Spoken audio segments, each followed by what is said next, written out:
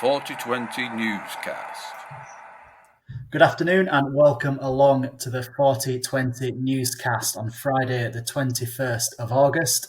As always, it's Tom Coates and Tom Alderson, the co-founders of Forty20 News, and we're joined once again by Forty20 News reporter Callum Walker. We will get straight into it, another busy week of news, and we will start with some news breaking today. Rumours originating from Australia, as they often do, and it is an NRL link for Wakefield winger Tom Johnstone. Now, he's a chap that caught the headlines fairly consistently for his try-scoring ability, his finishing ability, currently sidelined with a hand injury and under contract to Wakefield until the end of 2022. Callum, what do we make of this? Could we see Tom Johnstone heading down under? It's St George Illawarra that have been linked with him. I think it was, inevitable really over the past few years. He's established himself as one of the best finishers, not just in Super League, but I think, around the world as well with some of the one-handed put-downs that you've seen him do. I think he's got a few things that he could work on before he could become, a first-team NRL player, as well as the fact that, he's quite injury-prone. But I do think that, given the chance, he would excel down under. The fact that Chris Chester's come out today and said, tried to squash some of the rumours is interesting, really, saying that he's not heard anything about it. But, we'll see in the next few weeks and months whether, there is anything true about the rumour. Yeah, and an interesting situation for Wakefield because a potential payday. They have him tied down, as I've mentioned, to a contract until the end of 2022. So if St George were to pursue that interest, they would be putting their money where their mouth is. So, yeah, a very interesting one to monitor. Staying on a similar theme, these Aussie media types, they have a bit of a mixed track record. They were right about Greg Inglis going to Warrington. It appears they were wrong about Gareth Widdop returning to the NRL. The latest one, and it's a bit of a long-running one, we have Jai Field, who for many weeks has been linked with a move to Leeds, but then added to the equation is Josh Reynolds, the West Tigers halfback, and Bevan French, the Wigan halfback or fullback, with French rumoured to be returning to the NRL, and Josh Reynolds linked with a move to Wigan or Leeds. Plenty of moving parts in this one, Tom. What do you make of it, or could we see some movement happen? Well, at the moment, I think the most likely one to happen is probably Jai Field to Leeds. Like you say, it's been an ongoing narrative for a while. I do remember recently doing a report that had originated from Australia again, saying that the move to Headingley had gone cold. I think there's been comments from Jai Field himself saying that the deal for Headingley to move to Headingley at the end of last year was virtually done, but due to earlier this year, I beg your pardon, but because of the pandemic, that was sort of put on ice, and there were rumours that he was going to sign another deal at Parramatta. So if these rumours are true, it looks as if the landscape's changed for him again. He's a young halfback that's left St George after not really being able to establish himself very, very well as a halfback there, and he struggled for game time at Parramatta with how well their current halfbacks are going. So, Super League might be the next step for him that he feels could help him progress in his career. It's an interesting one with the wording from that journalist that also sort of, you could interpret it that Wigan were also potentially interested in him, but whether they need a halfback, I'm not too sure. That the one with Josh Reynolds, I personally think that'd be a really good pickup for either Leeds or Wigan. It is something that I could see happening. I think there'll be a lot of water to go under the bridge before that deal's done, but he has been rumoured to be on his way out of the West Tigers for some time. He's never really sort of fulfilled his potential and played to his best under Michael Maguire at West, whether that's because of injury or not being able to get in the side. He was a hero at Canterbury, but he was unfortunately, edged out at Canterbury. He's played Origin, so, he's got what it takes, and he's a really tenacious and tough player that could really bring some high-level, real competitive nature to either of those clubs. And I'm sure if Wigan are able to get somebody like Josh Reynolds, they'll be desperate to keep hold, on the other hand, of Bevan French. There's no secret about how he's lit up the Super League. Phenomenally talented player. Again, couldn't get much game time at Parramatta, which probably tells you the strength of the current Parramatta side. He was released from there to come to Wigan, and he's been one of the most outstanding players in the Super League. Electric pace and just can break the line at will. I think they'll be desperate to keep hold of him, but he's only a young player himself, only in his early 20s. You can see family reasons, wanting to go home. That's often a reason why we see some of these players, come for maybe a couple of seasons and then go back and try and have another crack at the NRL. So a long-winded answer to a short question, but I do think that the scenarios around the other two players could facilitate those moves happening as well. Yeah, I think it's an interesting one with Bevan French. You make an interesting point. I think it's quite encouraging to see players like French come over earlier in their career and to see them emerge. Obviously, Jackson Hastings, after the off-field issues he had in the NRL, has really blossomed as a halfback. Ultimately, the ending to the story generally will be a return to the NRL, which is disappointing, but I do think it's positive that we do get to see players like Bevan French in Super League at this stage of their career as opposed to being the wrong end of 30. Off the field, to come back to you, Callum, the coronavirus situation is all around us, and it's very much had an impact on the world of rugby league. Just the one fixture this weekend and a scare this week involving a St Helens staff member. Thankfully, a second test has come back negative, and St Helens have been able to return to training. But it's not ideal, and do you see this disruption continuing? Yes, I can see it continue for the next few weeks, perhaps even months. I think LFC showed that you cannot be complacent in safety protocols and that, and the fact that St Helens have now had a flirtation with the virus just shows you how serious the occasion is. I think everyone needs to be a lot more what's the word I'm looking for? A lot more think about it more seriously, because it just proves that no matter how you protect yourself from that kind of environment, it still can affect the way that things are running. Definitely, and it's not something that's going to go away. We're very much back into the swing of things with fixtures being played, but it'd be naive of us to think that we've overcome it, and it's likely a conversation we'll be having every week. As depressing as that might be, it's going to play a big part in the makeup of the fixtures, I feel.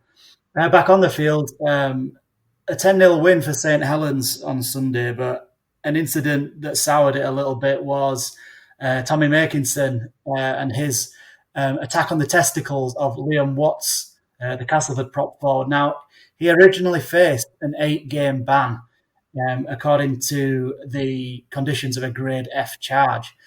The hearing was referred to a tribunal, and the result of that was a 5-game ban, with the offence downgraded to Grade E. Now, this has attracted some criticism, with a lot of fans wanting to see Makinson banned for the full 8. Tom, what do you think of it? Yeah, I think it's a strange one, because we don't tend to see stuff like this very often, and it's contrary conduct and against lots of the spirit of the game, and I personally think that the letter of the law, Makinson's probably a little bit lucky to have had that downgraded. Now, I know that there'll be plenty of people, and I'd fully support the fact that Tommy Makinson's not like that as a player. He's not a dirty player. He's got a very good track record. I'm not sure he'll have been suspended at all, or if not, certainly not very often before this incident. But by the very nature of this incident, it has to have been intentional.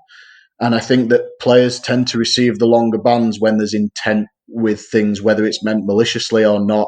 It's very hard to argue that there's not some form of ill intent there with the very nature of the action. It's very interesting. We saw a very similar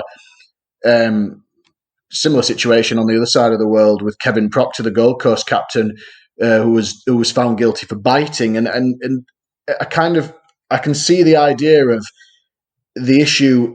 Whether you can't, I find it difficult to interpret how severe, or different levels of severity of these crimes, if you like. I think a bite's a bite, and an attack like that is what it is. So I think by the letter of the law, that there probably should have been, handed the appropriate punishment. I'm not saying that I want to see Tommy Makinson or indeed Kevin Proctor face months and months on the sidelines, because nobody wants to see that, and they're not dirty players, but I think by the letter of the law, there's been some leniency there shown for Makinson, and I think, in my opinion, he's quite lucky, really. Yeah, I think he's lucky in the literal sense of things, in that he's had his ban reduced by 3 games to 5.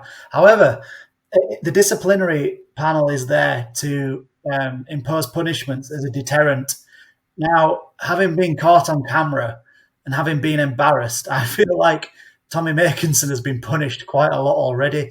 I'm not justifying it, I'm not excusing it, but I think he's already faced ridicule and embarrassment for being caught on camera doing such a stupid, unnecessary thing. On the charge itself, to play devil's advocate, I would say that there is some precedent there where there are instances where players have a previously good disciplinary record, which I think Tommy Makinson does, in the sense that where there are grade D charges reduced to grade C to grade B to grade A.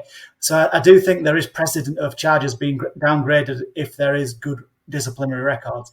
And I think because this is a bit more high profile, it's perhaps a bit more noticeable. I don't think it's as rare as some people think. Anyway, moving on, our final point before we get to the prediction for this weekend's match. Morgan Knowles has this week switched allegiances from Wales to England. Knowles came through the junior ranks with Wales, playing at under 16s and under 18s level before playing for the Dragons and earning his senior cap. Sean Wayne delighted to have him in his options for 2021. A fantastic player for St Helens, hit the ground running since the restart. No questioning his ability. What we are questioning, though, is whether it's right or wrong. Callum, I'll get your opinion first. Is it right that a player like Knowles can switch allegiances? I don't think it is, to be honest, Tom. I think once you make your bed, you lie in it. I think we've seen over the past few years a lot of people have changed allegiances. You've got the likes of Malolo down under who switched to Tonga.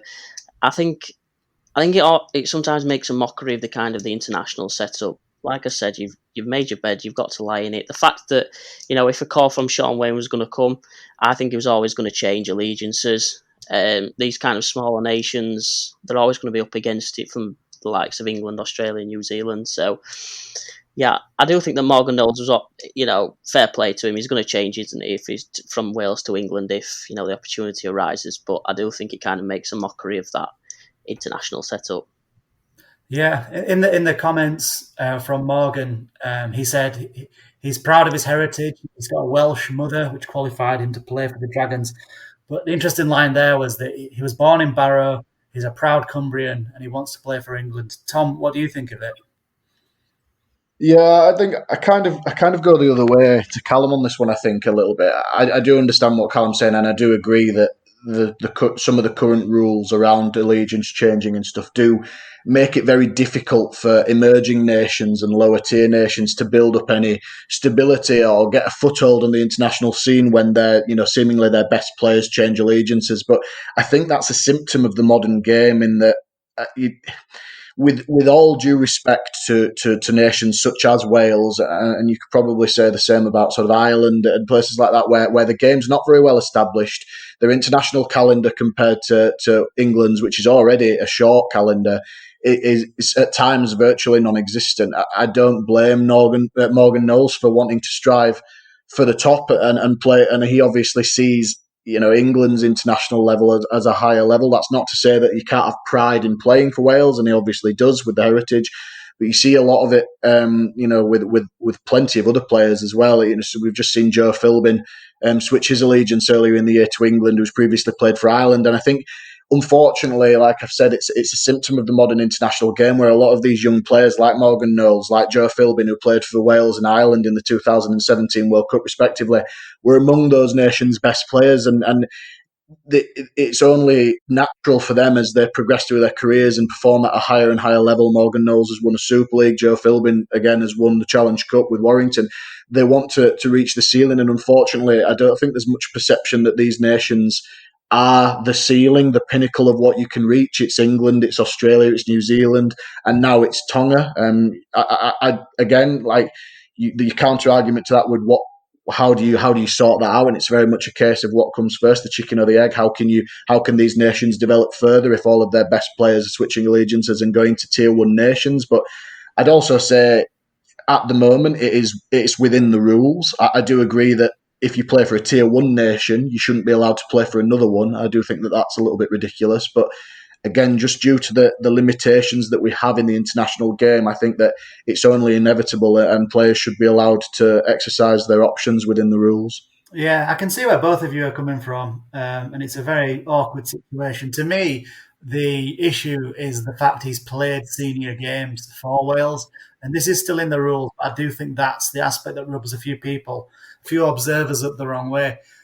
But if you look at it from a different perspective, and you mentioned Joe Philbin as well there, were the rules to dictate that you can only ever play for one nation, then Ireland would never have been able to benefit from Joe Philbin playing for them, and Wales would never have been able to benefit from Morgan playing for them. And whilst it's not ideal now for John Keir to actually make plans for 2021, perhaps there is a case to say, well, at least under the rules, it permits players like Philbin to support these Tier 2 nations. But it's one of those many, many debates in rugby league where there isn't going to be an answer that satisfies everybody. We will close with this weekend's solitary match. We've gone from a packed programme in week 1, a reduced programme in week 2, and now just the one game, which seems a little crazy considering the build-up of fixtures we will be putting the players through in the months to come. But it is what it is, and we have Catalans versus Wakefield, a replay of last week's meeting between the two sides in Super League. That one ended 56-0 to Catalans. Callum, I'll start with you. Can you see this weekend's game being any different to last weekend's? I don't think it'll be as big a margin as 56-0, but I can't really see anything other than a Catalans victory. I know that Chris Chester spoke about being embarrassed, but I still think that Catalans have got too much in the locker, especially with the return of Israel Folau. So I'm going with a Catalans win by 16. Yeah, the return of Folau, definitely a factor. It's amazing to think they racked up 10 tries without perhaps their best attacking player. And then from a Wakefield perspective, Reece Lynn banned, Tom Johnstone injured, Lee Kershaw injured, Innes Senior arriving on loan from Huddersfield. Tom, how do you see it going? Is there any hope for Wakefield? I mean, there's always hope when you go into games, and as professional clubs, Chris Chester will be confident that the players he can put out on the field will be able to sort of right the wrongs of last week, of which, unfortunately for them, there were plenty, and try and push Catalan. But I think purely for quality perspective and the number of troops that Wakefield have got out, I can't see anything other than a comfortable Catalan win. Catalan have been very impressive in the last couple of weeks, and like you say, they racked up a hefty scoreline without Folau, and Folau's really looked sharp since we came back from the break, and they've got Sam Tompkins back last week, who looked like he'd never missed a beat. So I think, I agree with Callum. I'll go by Catalan by 18. Yeah, I'm with you guys there. It's tough to play devil's advocate on this one and make a case for Wakefield, because I think all arrows point to a win for Dragons. I will say a win for Catalans Dragons by a margin of 20 points, but I do think Wakefield will get on the score sheet this time. But there we go, just the one game to talk about this weekend, but plenty in the news. And that'll do it for another 4020 newscast. We'll close by reminding you, for magazine content added every weekday, with the latest news, visit 4020.news. 4020 Newscast.